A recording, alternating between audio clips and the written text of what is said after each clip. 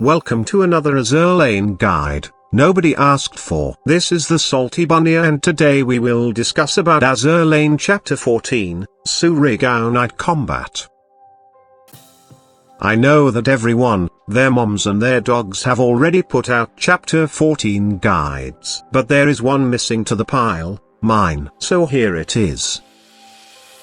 Today we will cover the chapter mechanics, the requirements, the enemies, fleet composition, the maps themselves, the maps strategies, some notes on the gear, and finally I will present you the fleets I went with for my clear and auto farming.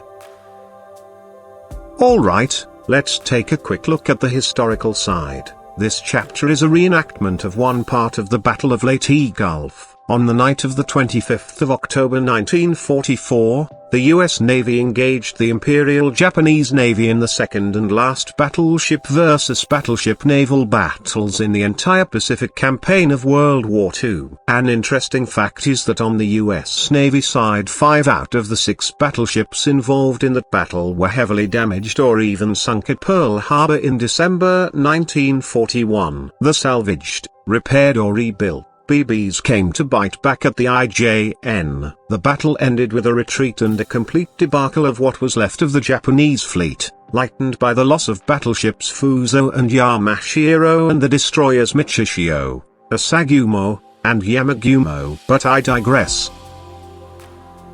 So, to get back at Azur Lane, if you're just done with Chapter 13, and you think that it will be a walk in the park to lay your hands on New Orleans, brace yourself. Chapter 14 is a completely different beast, and will challenge your strategic side as much as your tactical side.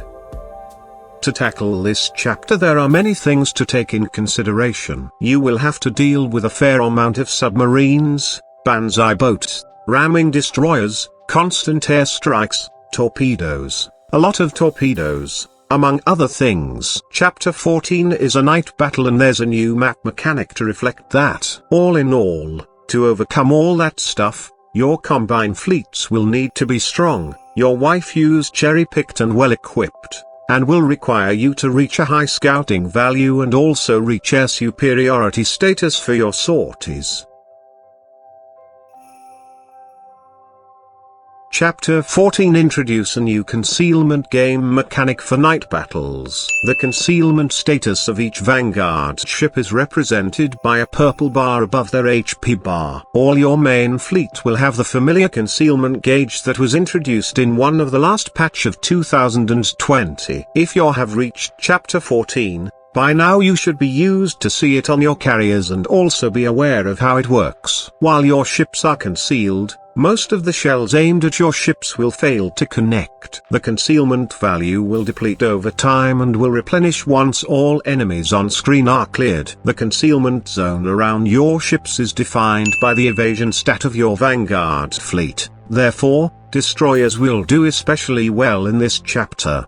Your enemy will also be affected by the same mechanic. The speed at the enemy gauge depletes is determined by your Vanguard's highest accuracy stat. The higher, the better. Concealment can be mitigated by the flare skills. This works for both you and the enemy. Ships that can use flare are Sendai Retrofit, Trieste and Alfredo Orione. Flares will nullify the enemy concealment and reduce their evasion by 25%. The use of guided torpedoes from both ships and torpedo bombers are affected by the enemy concealment, so you should prioritize on guided torpedoes.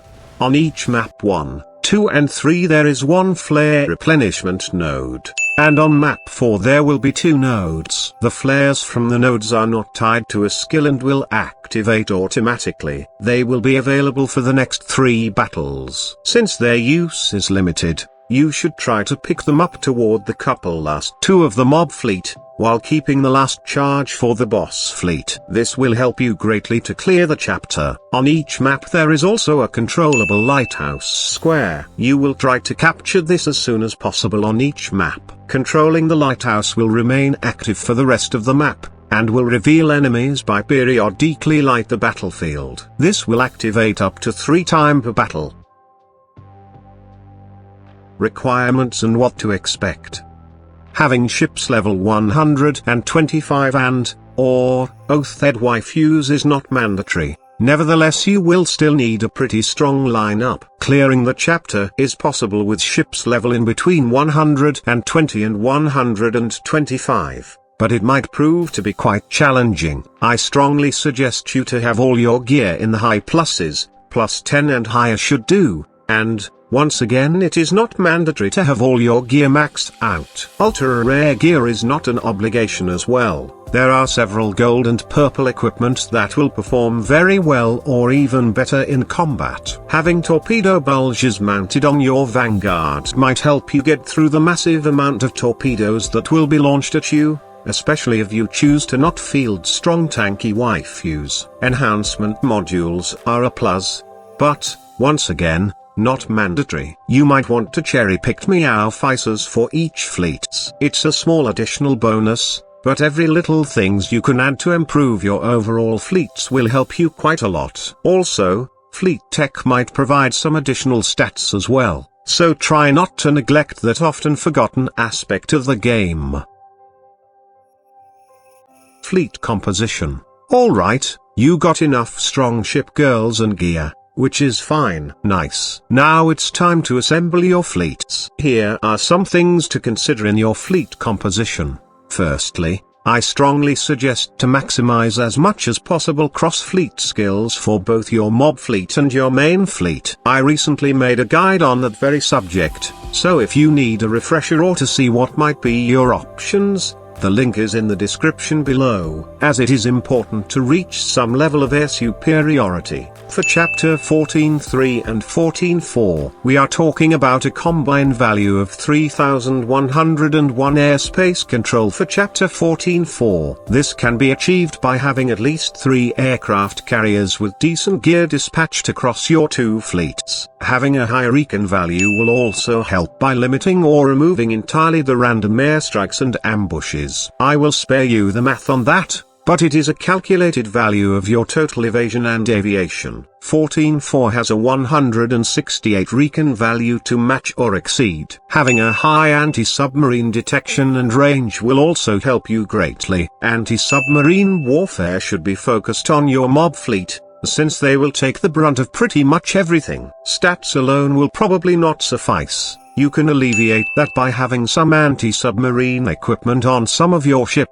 2 to 3 equipment should be sufficient, depending on the quality, but don't hesitate to try more if you have issues with submarines. It is also important to have at least 1 battleship per fleet with the best light cruiser auxiliary gun you can afford for them. Having this will allow you to finish off or defeat the charging ramming enemy destroyers and the banzai boats that can remove concealment and deal devastating damage to your main fleet. Also make sure you run in a double line advance. You will survive missing the 5% firepower and torpedo. This will give your vanguard ships a nice boost of 30% evasion and should make up for the marginal loss of firepower and torpedo. Remember, a sunk ship deals no damage, only bubbles. Prevailing in Chapter 14.1 and 14.2 might be successfully achieved with less strategized fleets. But for 14.3 and 14.4 you will need to carefully pick and position your ships and select the proper equipments. Oh, I almost forgot to point out that it is very important for you to level your ship girls' skills to level 10, so make sure they all don't skip their homework. The enemies of Chapter 14.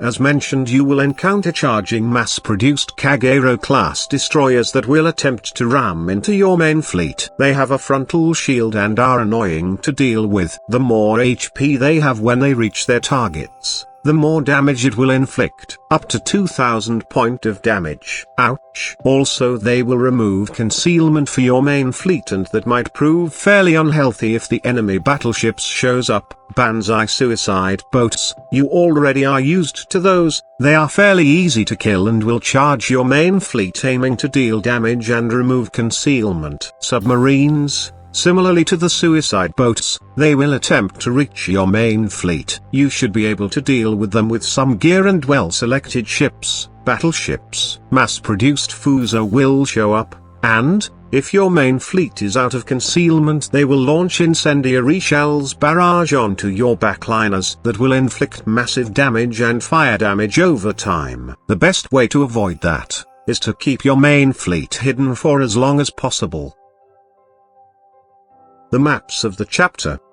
14.1 Night Combat. Mobs are level 121, and 6 fleets need to be deleted before the boss spawns. The boss is Fuzo level 122. 4 clears for 100%. 14.2 Crossing the T. Mobs are level 122, and 6 fleets need to be deleted before the boss spawns. The boss is Yamashiro level 124. 4 clears for 100%. 14.3 All Out Brawl. Mobs are level 125, and 6 fleets need to be deleted before the boss spawns. The boss are Shigure and Mishishio level 126. 5 clears for 100%. 14.4 Dawn Light Pursuit. Mobs are level 127, and 7 fleets need to be deleted before the boss spawns. The boss is Mogami level 128. 6 clears for 100%. For an historical fact, the 4 maps are presented in the 4 phases of the Battle of Shurego Straits. If you mastered the clear with manual search and might want to go with auto search farming 14.4 to obtain New Orleans. For the auto search mode, there is an oil cap of 47 per mob node, 62 oil for boss node, and 18 oil for submarine fleet, so a total of 362 oil per run. Counting the entry fee of 10 oil, it should amount below 380 oil per sortie. Keep in mind that on auto search mode there will be no lighthouse, your fleets will not pick extra ammo, they will not pick flares, and submarines will not relocate.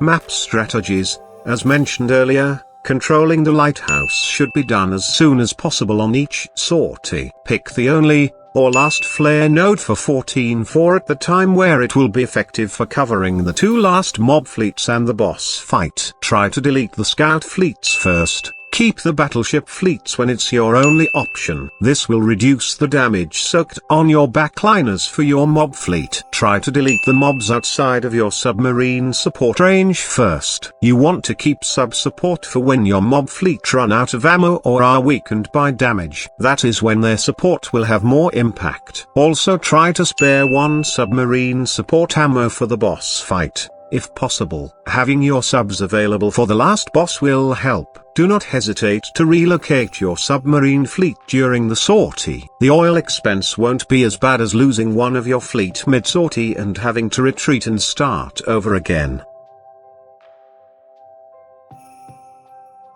I will now present you the fleets I went with to clear the chapter on auto, and claim the elusive heavy cruiser New Orleans, that is only obtainable by dropping it from 14.4 last boss.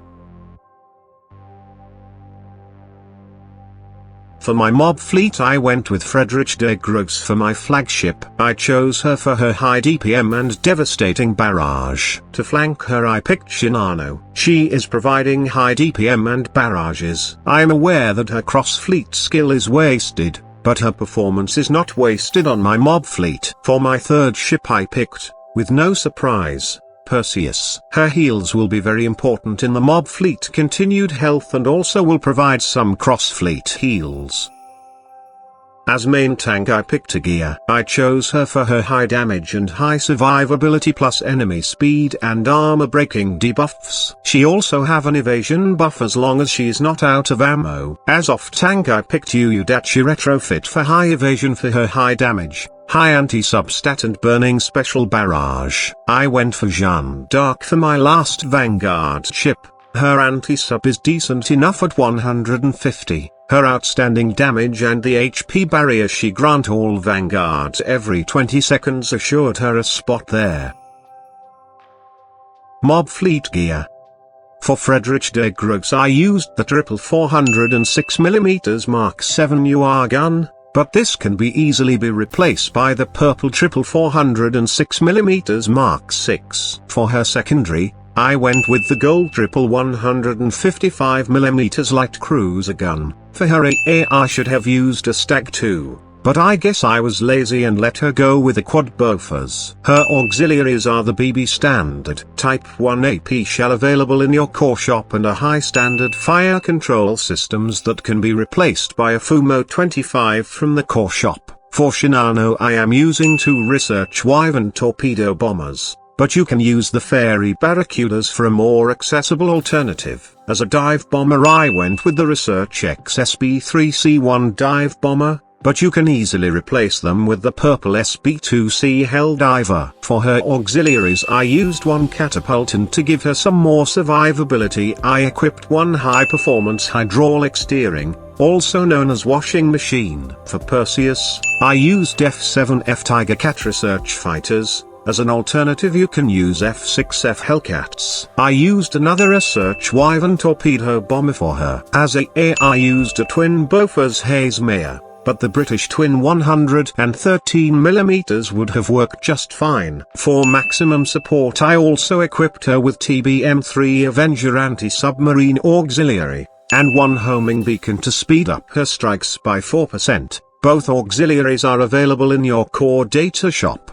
Her gear is equipped with the triple 305mm prototype large cruiser gun, but you can use the purple triple 283mm German gun as a replacement. The rest of her loadout is fairly standard: guided torpedoes, long-range AA, a repair kit and a washing machine. I know that I am using guided torps on her. They are not much effective for concealed enemies, but they hit nicely once they are revealed. A gear is not your strong torpedo cruiser anyways.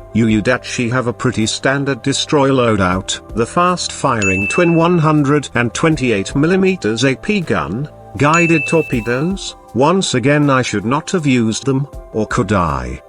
She have a high 215 accuracy rating and a sweet 32 luck, so they sort of hit, even if they are not supposed to. I used some long-range AA, but going with quad Bofors would be just as good, and a repair kit. The only special equipment for her is the Gold Hedgehog anti-submarine mortar available from the Supplely Line Disruption Weekly Raid. It is a big help to clear submarines due to its long range and high damage. Finally, Jeanne d'Arc is equipped with a triple 152mm Mark 16 main gun, but that can be replaced by a triple 155mm or its improved Ki-Naval version. Quintuple 533mm unguided torpedo, a Stag 2 Bofors to boost her accuracy. For auxiliaries, I went pretty standard with a washing machine and a repair kit. Boss Fleet, my flagship is Musashi. Besides her not quite balanced performance, she provide cross-fleet barrages that help the mob fleet. I flanked her with Ulrich von Hutten for her damage, barrages and cross-fleet skills that help FDG in the mob fleet since she's Iron Blood. She also provide the close proximity barrage that helps the mob fleet a lot versus ramming ships. The last one is my third carrier for the Combine fleet, and for that, I picked Independence Retrofit. She is dealing good overall damage, and her cross-fleet, supporting wings Independence, boost both Shinano and Perseus in the mob fleet. The Boss Fleet Vanguard's main tank is Anchorage for her high survivability and decent damage. My off-tank is Kronstadt. She also have decent damage and high survivability, and her cross-fleet skill will improve FDG gun spread. She will also launch cross-fleet barrages that reduce enemy speed. For my last ship, I picked another very not quite balanced ship, the overpowered Plymouth. Her damage and survivability are on a different level. Boss Fleet gear. Musashi is using her native triple 460mm UR main gun. You can use the Izumo gun, the prototype triple 410mm main gun, as a good alternative. Her secondary is the triple 155mm light cruiser gun. For AA I went with the more standard Stag 2 Bofors. Instead of the high standard fire control system, I use the Admiralty fire control table. And finally the fairly standard Type 1 armor piercing shell. For Ulrich von Hutten, I am using the prototype 406mm Mark D main gun. We have already seen the alternatives for such a gun. Her secondary is the 155mm Japanese light cruiser gun. The rest of her loadout is the battleship standard. The Stag II Bofors as anti-air, the Type 1 armor-piercing shell and the high-standard fire control system. Independence retrofit is equipped with F-7F Tiger Cat fighters. I kept my Junkeru 87D4 for torpedo bomber. They have guided torpedoes, but they seem to work for the same reason as the other guided launchers I left on my mob fleet. Her AA is a Stag II Bofors and I used 2 gold steam catapult on her since I don't have any issues keeping her alive. Anchorage is equipped with the prototype 203 armor-piercing main gun. The easier to get alternative would be the twin 203 German heavy cruiser gun. I am using the blue French dual 550mm twin torpedo launcher. Anchorage torpedo stat is abysmal, but her all-out assault is tied to the torpedo launch, and this French one is the fastest. For AA I use the British twin 113mm. For her auxiliaries she is equipped with her exclusive luck gear. If you don't have it, it can be replaced by torpedo bulge or a repair kit. And lastly, she is equipped with one high-performance hydraulic steering. Kronstadt of her event B-50 305mm Mark 15 main gun. That can be replaced by the equivalent German large cruiser gun. Her secondary is the Russian 152mm B-30 light cruiser gun.